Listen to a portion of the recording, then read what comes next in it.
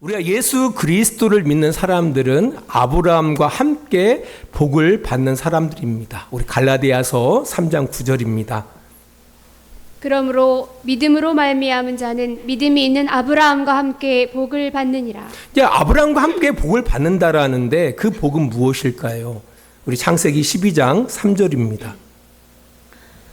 너를 축복하는 자에게는 내가 복을 내리고 너를 저주하는 자에게는 내가 저주하리니 땅의 모든 족속이 너로 말미암아 복을 얻을 것이라 하신지라. 아멘.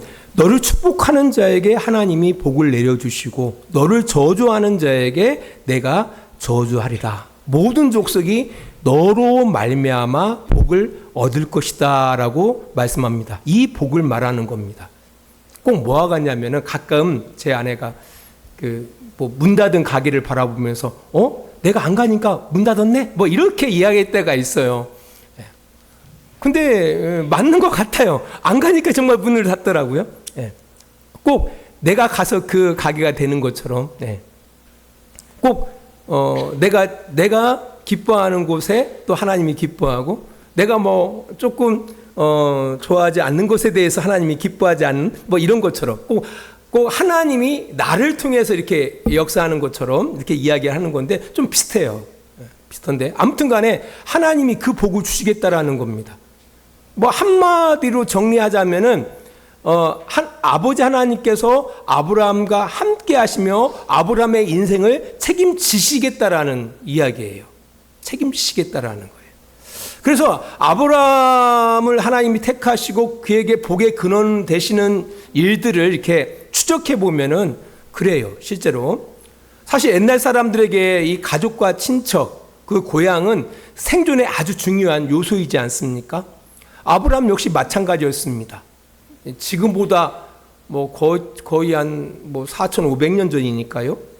아무튼 그곳에서 하나님이 아브라함을 뽑아내셔서 아브라함의 그 고향에서 아브라함의 친인척들에 의해서 이루어진 그 공동체에서 아브라함을 뽑아내셔서 아브라함이 그들의 보호를 받지 못하는 상황, 곧 나그네의 삶을 살게 하십니다. 그리고 누구를 의지할 수 없기 때문에 아브라함은 오로지 누구만을 의지하고 살아가요? 하나님만을 의지하고 살아간다라는 겁니다. 근데 중요한 것은 그때마다 하나님이 막 나타나셔가지고 역사하시면 좋은데 항상 나타나셨던 것은 아니에요. 막 깊은 고민 가운데 빠졌을 때 하나님이 늘 찾아오신 것은 아닙니다. 아무튼 그런 우여곡절의 삶을 통해 그 아브라함은 길러져 갑니다. 그리고 약속대로 25년 뒤에 사라의 몸에서 이삭이 태어나요. 또 사라가 이제 아들 이삭으로 인해서 즐거워할 때 그 하갈의 아들 그 이스마엘이 이삭을 놀리는 모습을 또 사라가 보게 되죠. 그래서 아브라함에게 또 바가지를 긁습니다. 하갈과 이스마엘을 내어 쫓으라 라고 이야기를 해요. 아브라함이 이 일 때문에 근심합니다.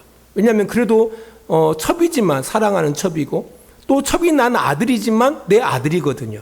이제 그로 인해서 근심하고 있었을 때에 하나님이 아브라함에 나타나셔가지고 사라의 말대로 하라라고 말씀합니다. 아브라함은 근심하면서 순종합니다.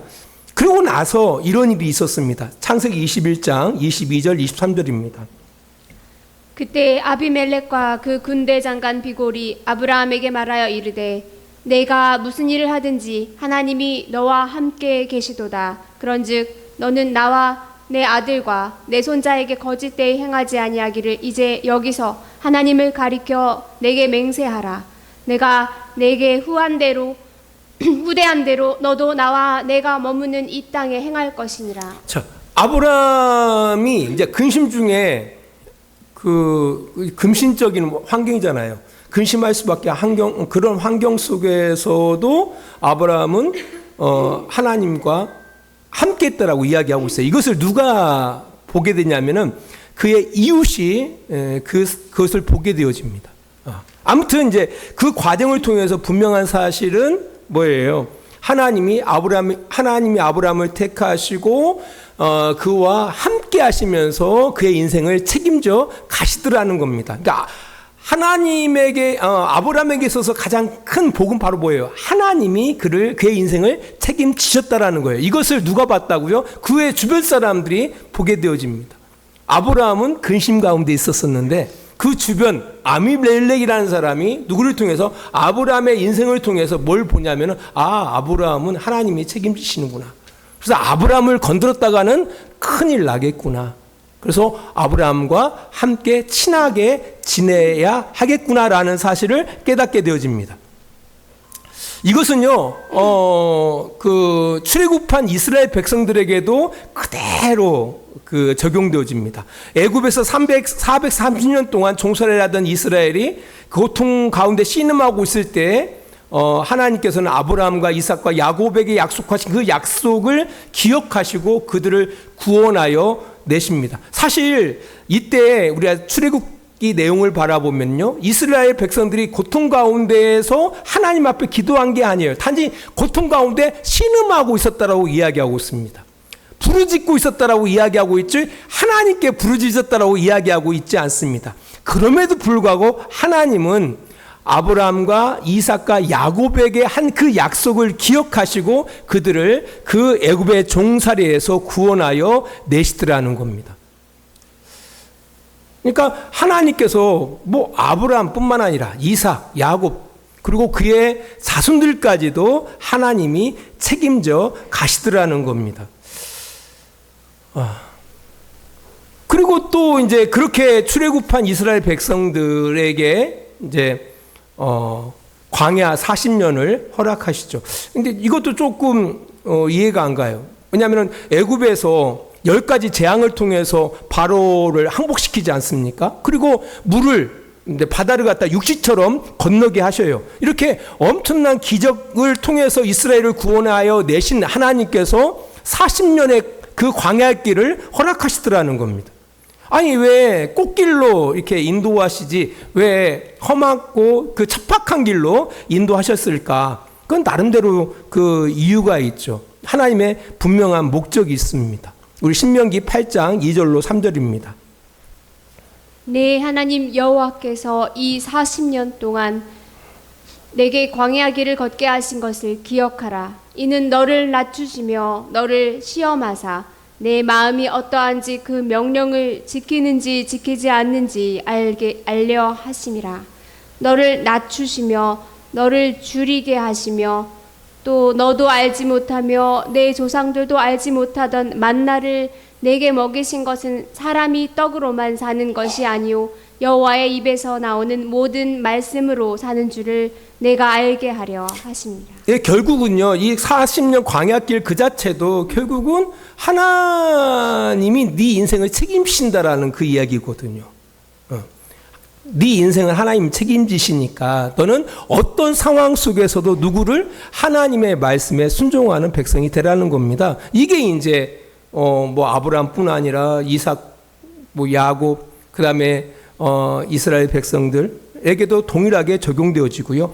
예수 그리스도로 말미암아 구원받은 우리 성도들, 우리 초기 성도들뿐 아니라 우리의 믿음의 선배들 그리고 우리까지도 동일하게 하나님께서는 그렇게 일하시고 있다라는 겁니다. 그래서 사실 아브라함을 하나님이 택하셨을 때 그로 말미암아 아브라함이 하나님 때문에 나그네가 되어지거든요. 하나님 때문에 나그네가 되어집니다. 또 하나님 때문에 오해받고 홀대받는 삶을 살아갑니다.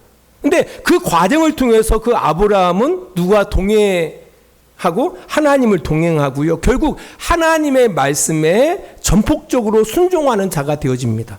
근데 그게 짧지 않아요. 긴 시간을 통해서 또 여러 가지 다양한 환경을 통해서 이렇게 만들어 가시더라는 겁니다. 이것은 우리 성도들에게도 그대로 적용되어집니다. 사실 우리가 예수 그리스도를 알기 전에 하나님을 믿기 전에 우리는 세상의 가치 체계 가운데 지배를 받고 살았다라는 겁니다. 그러다가 예수 그리스도로 말미암아 이제 구원을 얻게 되어져요. 그리고 하나님의 다스림 가운데 살게 되어집니다. 우리가 인정하든 인정하지 않든 그렇습니다. 근데 분명한 것은 기존의 세상으로부터 익숙하게 살았던, 뭐 그때는 오해받을 것도 없어요. 홀대받을 것도 없습니다. 애매하게 고난받을 것도 없어요. 왜냐하면 다 우리가 살아가는 방식을 따라서 했기 때문에 상대방이 주먹질하면 나는 주먹질 하는 거예요. 근데 예수를 믿고 나면은 그렇게 못 살아요. 예. 근데 오히려 예수를 믿는 순간에 새로운 체계 가운데 살다가 보니까 애매하게 고난받고 홀대받고 오해받고 그 고난 가운데 살아간다라는 겁니다. 그것도 한 해 두 해가 아니라 일평생을 이렇게 살아간다라는 겁니다. 이제 그런 과정을 통해서 하나님께서는 우리를 어떻게 하나님으로 살아가는 백성들로 하나님의 말씀에 순종하는 자들로 우리를 만들어 가신다라는 겁니다. 이 과정 속에 우리가 있어요. 이게 베드로서에서 이야기하는 내용들이 바로 이런 구약의 이야기들을 그대로 가져와서 신약 성도들에게 적용하고 있다라는 겁니다. 그냥 구약이나 신약이나 같은 맥락에서 성경이 기록되어지고 있다라는 겁니다. 근데 중요한 것은 이 과정 속에서 우리 성도들이 쉽게 오해하는 것이 있습니다. 뭐냐면은 그런 과정 속에서 살아남는 자들만을 하나님께서 내 자식이라고 인정할 것이다라는 오해입니다.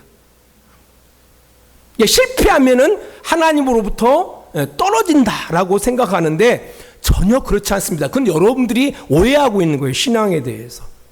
사실 부모가 사랑하는 자녀들을 훌륭한 사람으로 키우기 위해서 학교에 보냅니다. 학원에 보냅니다. 근데 학교에 보낸다고 해서 아이가 훌륭한 사람이 되어지는 것만은 아닙니다. 오히려 학교에서 망가질 수도 있어요. 못된 것을 배워가지고 더 망가진 인생을 살아갈 수도 있습니다. 그 망가진 아이를 부모가 넌 내 자식이 아니야 라고 포기하지 않습니다. 그 망가진 아이를 어떻게든지 간에 훌륭한 아이로 키우기 위해서 부모는 그 상황에서 최선을 다한다라는 겁니다. 우리 부모들도 그래요. 마찬가지로 하늘에 계신 우리 아버지께서도 말 그대로 잘난 놈만 넌 내 자식이요 라고 하나님께서 그렇게 인정해 주시지 않는다라는 거예요. 그러니까 한 번 우리가 예수 그리스도로 말미암아 하나님의 자녀가 됐어요. 하나님을 아빠, 아버지라고 고백하는 그 순간부터, 아니 그 이전부터 하나님께서는 우리를 자녀로 대우해 주신다라는 겁니다. 여러분의 뭡니까? 여러분이 윤리적으로 도덕적으로 잘 살고 해가지고 하나님이 인정하고 이게 아니라 그 도덕 윤리를 떠나서 하나님은 우리를 사랑하신다라는 겁니다. 우리를 아들로 여겨 주신다라는 겁니다. 로마서 8장 32절입니다. 자기 아들을 아끼지 아니하시고 우리 모든 사람을 위하여 내주시니가 어찌 그 아들과 함께 모든 것을 우리에게 주시지 아니하겠느냐. 하나님께서 우리를 사랑하셔서 누구를 주셨다고요? 자기 아들까지도 아끼지 아니하시고 주셨다라는 겁니다. 우리를 사랑하셔서. 근데 우리를 사랑하실 때 우리의 처지가 어떤 처지였습니까? 우리가 수준이 있었습니까? 아닙니다. 우리가 죄인 되었을 때, 우리가 하나님을 알지 못하고 살고 있었을 때 하나님 우리를 먼저 사랑하셨습니다. 그리고 자기 아들까지 아끼지 아니하시고 우리를 위해서 내어주셨다라고 이야기하고 있습니다. 그분께서, 우리가 수준이 있어서 하나님께서 그 일을 행하신 것이 아니거든요. 그러니까 우리가 예수 그리스도를 믿는다 하면서도 정말 어글리 크리스찬처럼 살아갈 수도 있어요. 네. 항상 훌륭한 크리스찬으로 사는 것만 아니거든요. 그럼에도 불구하고 하나님은 우리를 뭐 하신다라는 겁니까? 사랑하신다라는 겁니다. 그래서 로마서 8장 33절에 보니까 하나님이 택하신 자들을 누가 감히 고발하겠느냐. 야, 너 하나님 믿는다며, 하나님이 네 아버지라며, 근데 어떻게 하나님처럼 거룩하게 못 사냐? 왜 온전하지 못하냐라고 고발할 수가 없다라는 거예요. 왜냐라고 할 때 하나님이 우리를 그렇게, 그럼에도 불구하고 하나님 우리를 의롭다 하신다라는 겁니다. 우리 자녀들을 키울 때 그렇잖아요. 남들은 참 잘생겼네, 못생겼네, 추하네, 막 이렇게 손가락질 한다 할지라도 내 자식은 내 자식인 거예요. 나한테는 너무나 귀한 자식이에요. 너무 소중한 자식입니다. 왜? 마찬가지로 하나님께서 우리를 의롭다 하시는 거예요. 그럼에도 불구하고 내 자식 내가 책임진다라는 거예요. 하나님의 말씀이에요. 34절은 이렇게 말합니다. 누가 감히 그들을 정죄하겠느냐? 누가 감히 하나님의 자녀들을 정죄할 수 있겠느냐? 그러면 35절은 말합니다. 누가 우리를 그리스도의 사랑에서 끊을 수 있겠느냐? 골고나 박해나 굶주림이나 헐벗음이나 유업, 칼 이런 것에서 하나님의 그 사랑을 끊을 수 없다. 그리스도의 사랑을 끊을 수 없다라고 이야기하고 있는 겁니다. 그래서 우리가 이 땅을 나그네로 살아가는 우리들이 어떤 상황과 환경 속에서도 분명히 끊임없이 노력을 해야 돼요. 노력해야지만 이런 오해는 하지 마십시오. 내가 이 상황에서 이 상황이 내가 훌륭해지지 않냐면은 하나님이 나를 인정해 주시지 않을 거야. 이런 오해는 벗으십시오. 예.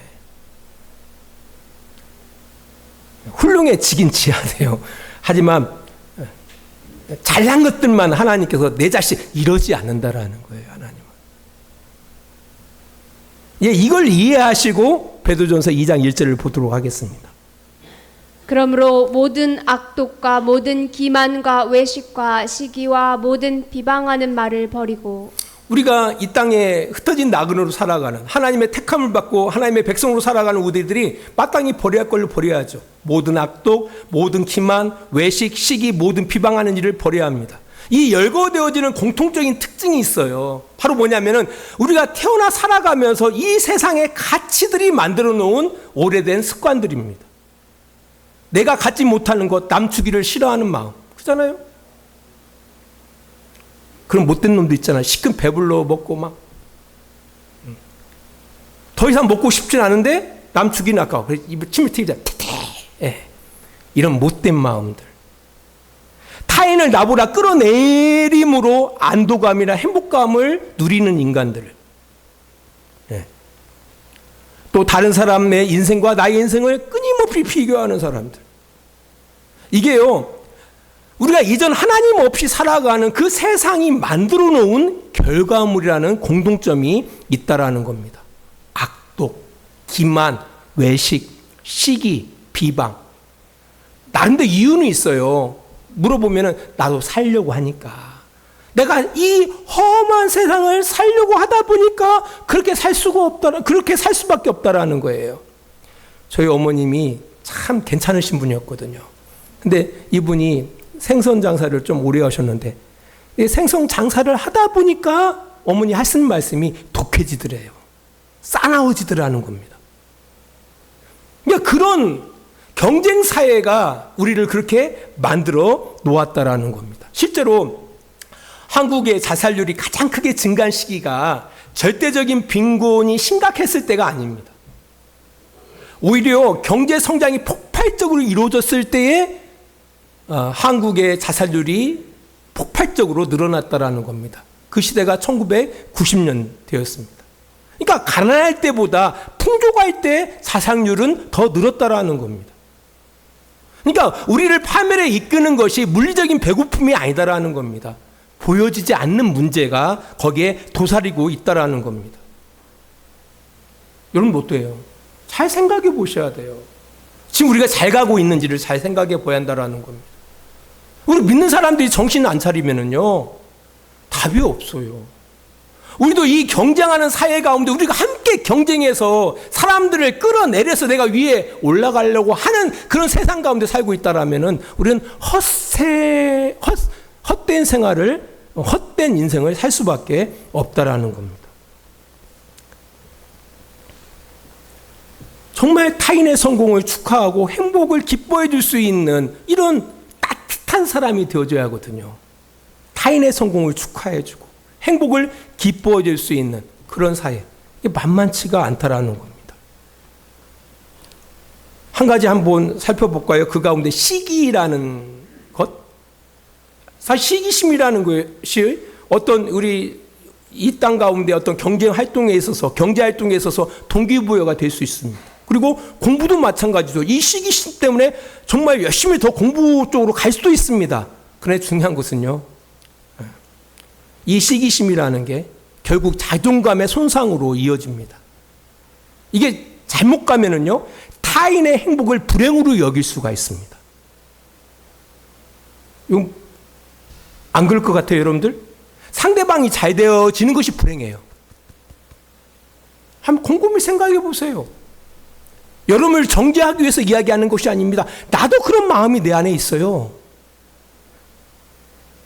누구 집 자식이 잘 됐대. 그럼 괜히 불행해져. 누구 집 자식이 안 됐다면 괜히 행복한데 이게 왜 그럴까요? 이 세상의 경쟁 사회 가운데에 피라미드의 그 꼭지점을 향하여 막 밟고 올라가는 이런 세상의 가치체질 가운데 우리가 길들여졌기 때문에 우리가 타락한 거예요. 우리가 부패되는 거라는 거예요. 예, 그러니까 성경은 이야기하고 있는 겁니다. 버려라. 이게 버린다고 됩니까? 이게 버려집니까? 안 버려지죠. 그래서 베드로는 이 일을 위해서 이렇게 권면합니다. 베드로전서 2장 2절입니다. 갓난아기들 같이 순전하고 신령한 젖을 사모하라. 이는 그로 말미암아 너희로 구원에 이르도록 자라게 하려 함이라. 우리 예수 그리스도 안에 있는 사람들은 새로운 피조물들입니다. 새롭게 태어난 사람들이에요. 새롭게 태어난 사람들로서 새롭게 살아가야죠. 새롭게 살아간다는 게 어떤 의미입니까? 새로운 가치체계 가운데 살아가야 한다는 거예요. 새로운 가치체계를 어떻게 살아가야 합니까? 새로운 가치체계를 먹고 마셔야죠. 그것을 성경은 이렇게 이야기하고 있습니다. 순전하고 신령한 젖을 간절히 사모하면서 살아가야 한다는 겁니다. 새로운 것을 먹고 마시면서 살아가야 한다는 겁니다. 거기에 익숙해져 가야 한다는 겁니다. 이것이 신앙생활이 어려운 거예요. 근데 안타까운 것은 우리가 예수를 믿고 태어났어요. 근데 문제는 뭐냐면은 똑같은 가치체계 가운데 그것에서 먹고 마시면서 살아간다라는 겁니다. 오히려 자기의 욕심을 얻기 위해서 끊임없이 하나님 앞에 기도한다라는 거예요. 이게 신앙적으로 완전히 문제가 있는 거죠. 이게. 그러니까 그러다 보니까 신앙생활은 오래되어지고 깊이는 있다고 하는데 보면은 어그리 크리스찬으로 굳어지는 거예요. 전혀 자람이 없는 거예요. 어떻게 한다고요? 새로운 체제를 먹고 마셔야 한다는 거예요. 여기서 신령한 젖은 한 번으로 섭취되는 게 아니에요. 매일매일 순전하고 신령한 젖을 계속 섭취해야 한다라고 이야기하고 있는 겁니다. 구체적으로요. 그러면 순전하고 신령한 젖을 간절히 그리워하고 얻어 먹어야 할 텐데 어떻게 한다라는 겁니까? 베드로전서 2장 3절입니다. 너희가 주의 인자하심을 맛보았으면 그리하라. 뭐라고요? 주의 인자하심을 맛보았으면, 먹었으면 그리하라고 이야기하고 있습니다. 주의 인자하심으로 자라가라고 이야기하고 있어요. 주의 인자하심으로 있다라는 겁니다. 순전하고 신령한 젖이 있다라는 것이죠. 하늘로부터 오는 빵이 있다라는 거죠. 생명의 빵이 있다라는 거죠. 그게 바로 누굽니까? 예수 그리스도라는 겁니다. 예수 그리스도로 먹고 마시면서 살아가라는 겁니다. 예수 그리스도가 우리의 생명의 빵으로, 예수 그리스도가 우리에게 신성한 물로, 반석에서 나오는 신성한 물로 우리가 그분을 먹고 마시면서 자라가라고 이야기하고 있는 겁니다. 그래서 베드로전서 2장 4절 5절 말씀 있는 거예요. 4절 5절입니다. 사람에게는 버림바가 되었으나 하나님께는 택하심을 입은 보배로운 산 돌이신 예수께 나아가 너희도 산 돌같이 신령한 집으로 세워지고 예수 그리스도로 말미암아 하나님이 기쁘게 받으실 신령한 제사를 드릴 거룩한 제사장이 될지니라. 아멘. 그리스도로 나아가서 그리스도께서 사셨던 것처럼 그가 신령한 집이 되어져 간 것처럼, 신령한 집인 것처럼 너희도 신령한 집으로 세워지라고 이야기하고 있습니다. 여기 보니까 동사 두 개가 나와요. 하나는 나아가, 그죠? 산돌이신 예수께 나아가. 이것은 능동적인 이야기입니다. 너희들이 나가가야 한다는 거예요. 우리는 자유의지가 있어요. 예수를 믿고 나서 자유의지가 있습니다. 그래서 하나님을 향하여 나아갈 수도 있고요. 하나님을 향하여 등지고로 살아갈 수 있습니다. 아니 구원받았는데요? 구원받아도 마찬가지입니다. 예전에는 하나님을 전혀 인식하지 못할 때에는 하나님을 향하여 저는 반응하지도 못했어요. 하나님을 향하여 죽은 자였으니까. 하지만 하나님으로 말미암아 새로운 피조물이 되어졌어요. 이제 그런 우리들에게도 항상 자유의지가 있습니다. 선택하는 그 능력이 우리 안에 있어요. 하나님 앞에 나아갈 수도 있고 아니면은 하나님을 등지고 살 수도 있는 거예요. 근데 성경은 말하고 있습니다. 산돌 대신, 산돌이 살아있는 돌 대신 예수님께 나아가라는 겁니다. 예수님께 나아가라. 여러분 노력하지 않으면 안 된다는 얘기예요. 나아가 능동적인 이야기고요. 또 한 가지 동사가 세워지고. 이것은 수동적인 의미잖아요. 하나님에 의해서 세워지는 것을 이야기하는 겁니다. 하나님에 의해서 세워지는 것. 우리의 노력만 가지고는 안 되죠. 어떻게 해요? 하나님께서 예수 그리스도로 말미암아 우리를 뭐 한다라는 거예요? 만들어 가신다라는 거예요. 근데 하나님께서 우리를 만들고 싶어도 하나님께 나아가지 않으면 어떻게 해요? 방법이 없어요. 그런 과정을 통해서 우리가 신령한 제사를 드릴 거룩한 제사장이 되는 겁니다. 연합을 이야기해요. 그리스도께 우리가 연합을 향하여 나아갈 때 하나님께서 우리를 그렇게 만들어 가신다라는 겁니다. 이 연합에 대한 이야기들은요, 베드로는 이렇게 이야기하고 있지만 바울은 이렇게 말합니다. 에베소서 2장 20절로 22절입니다. 너희는 사도들과 선지자들의 터 위에 세우심을 입은 자라. 그리스도 예수께서 친히 모퉁이 돌이 되셨느니라. 그의 안에서 건물마다 서로 연결하여 주 안에서 성전이 되어가고 너희도 성령 안에서 하나님이 거하실 처소가 되기 위하여 그리스도 예수 안에서 함께 지어져 가느니라. 연합에 대한 좋은 이야기입니다. 그리스도께서 모퉁이 돌이 되시고 산돌이 되시고 그 안에서 건물마다 서로 연결되어지면서 주 안에서 성전이 되어져 간다라는 겁니다. 중요한 것은 주 안에서. 그리고 22절도 보면은 성령 안에서, 그 다음에 그리스도 예수 안에서, 주님 안에서, 그리스도 안에서, 성령 안에서 함께 지어져 간다라는 겁니다. 어떤 사람으로? 거룩한 제사장들로, 거룩한 백성들로 지어져 간다라고 이야기하고 있는 겁니다. 따뜻한 사람들로 지어져 간다라는 겁니다. 남의 행복을 나의 행복으로 여길 수 있는 사람들로 지어져 간다라는 겁니다.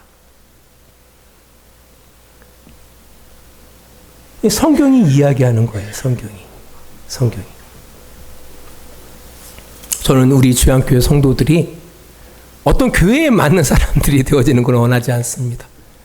또 저 스스로도 교회에 맞는 사람이 아닙니다. 저 스스로도. 네. 하나님이 기뻐하시는 사람들이 되어지기를 축원합니다. 그 방법은 이 방법밖에 없어요. 다른 방법이 없습니다. 우리가 주님 앞에 나아가고 주님이 우리 인생 가운데 관여하셔서 그리스도 안에서 우리를 지어져 세워주시는 그런 과정을 통해서 우리는 하나님의 사람들로 만들어져 가는 거예요.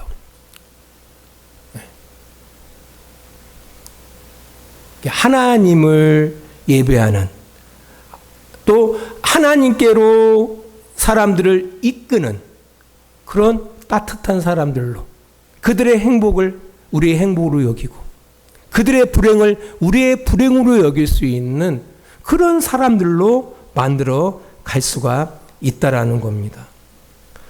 사실 하나님께서 이렇게 우리를 먼저 택하신 이유가 있습니다. 많은 사람들은 이것을 갖다가 이제 또 사람들을 정죄하는 것으로 이렇게 적용하는데요. 그렇지 않습니다. 예수님 이 땅 가운데 오신 목적은 어디 있습니까? 심판하기 위해서? 아닙니다. 그들을 죄악 가운데서 구원하기 위해서 이 땅에 예수님이 오시는 거예요. 사실 아브라함도 마찬가지잖아요. 아브라함을 나그네로 택하십니다. 하나님께서. 그를 택하셔서 나그네의 인생을 살아가게 하십니다. 그 아브라함의 나그네의 인생을 통해서 누가 수지를 맞습니까? 아브라함과 함께 접촉하는 사람들이 수지를 맞습니다. 안 그래요? 잘 생각해 보세요. 아브라함이 가는 곳곳마다 그들에게 심판을 전했습니까? 심판을 전한 게 아니에요. 아브라함 때문에 그들이 행복해집니다. 사실 아브라함에게 약속한 복, 너는 복의 근원이 될지라, 복이 될지다라는 말은 뭐냐면요, 너 때문에 떡이 나오고 너 때문에 물이 나오고 너 때문에, 그러니까 그 주변에 있는 사람은 아브라함 때문에 행복해지는 거예요. 이 복을 이야기하는 거예요. 여러분들을 먼저 하나님께서 택하서 구원하신 목적은 거기에 있어요. 여러분 예수 믿고 죽어서 천국, 이게 아니라니까. 이게 여러분 때문에, 여러분들로 인하여 주변 사람들을 행복하게 하기 위해서 여러분들을 먼저 택하신 거예요. 여러분들을. 예, 말씀을 마무리하면서요, 베드로전서 2장 9절 말씀 한 절만 보도록 하겠습니다. 2장 9절입니다. 시작. 그러나 너희는 택하신 족속이요 왕 같은 제사장들이요 거룩한 나라요 그의 소유가 된 백성이니 이는 너희를 어두운 데서 불러내어 그의 기이한 빛에 들어가게 하시니에 아름다운 덕을 선포하게 하려 하심이라. 아름다운 덕을 선포하게 하시려고, 누구에게?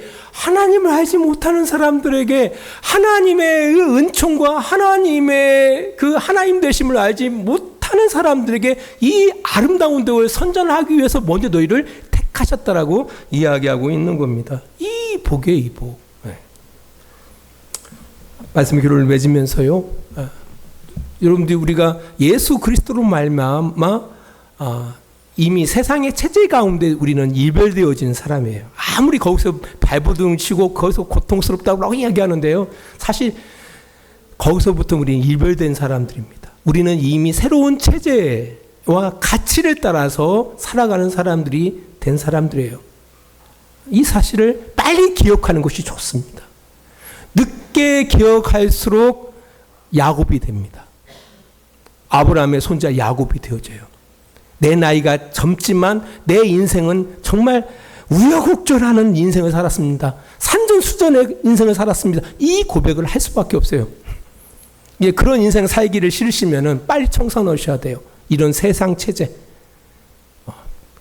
어떤 정점을 향해서 막 누군가를 밟아야만이 행복해지고, 이런 세대에서 빨리 청산하시고요, 새로운 체제 가운데 우리가 살고 있음을 기억하시고 그 체제에 길들여지시기 바랍니다. 그래서 순전하고 신령한 첫, 바로 예수 그리스도의 인자하심을 맛보면서 살아가야 한다는 겁니다. 그것은 예수 그리스도와 연합하는 수밖에 없어요. 예수 그리스도의 삶을 본받는 수밖에 없다라는 겁니다. 우리 주양교회 모든 성도들이 그러한 복된 삶을 통해서 하나님께서 우리를 택하신 그 목적을 우리의 일상의 삶 가운데 이루는 그런 복된 우리 주양교회 성도들이 다 되어지시기를 주의 이름으로 축원합니다. 기도하겠습니다. 하나님 아버지, 감사합니다. 우리는 하나님의 택함을 받았습니다. 그래서 하나님을 아빠, 아버지라고 고백하고 있습니다. 우리는 그리스도 안에서 하나님의 신령한 제사장이 되기 위하여 끊임없이 자라가는 존재들입니다. 하나님, 벗을 것 벗게 해주시고 마땅히 입을 것 입게 해주시기를 원합니다. 우리의 온 인생을 통해서, 온 삶의 과정들을 통하여 하나님이 우리를 택하신 그 목적을 우리가 깨닫고 그 목적에 걸맞게 우리의 인생을 꾸려나가는 복된 우리들이 되게 하여 주시옵소서. 우리에게 행하신 하나님의 아름다움이 우리의 삶을 통하여 많은 사람들에게 드러내 하나님을 알게 하는 그런 복된 삶을 꾸려나가는 우리 주양교회 성도들이 되게 하여 주시옵소서. 예수님 거룩하신 이름으로 기도합니다. 이제는 우리를 사랑하시는 우리 아버지 하나님의 그 크신 사랑하심과 예수 그리스도의 십자가의 은혜하심과 성령의 감화와 감동과 지키시고 인도하심이 오늘도 시간을 구별하고 하나님의 뜻 안에서 살아가기를 원하는 귀한 성도들의 머리 위에와 그들의 가정과 직장과 사업장 위에 하나님의 은혜가 늘 함께 해주시기를 간절히 축원하옵나이다. 아멘.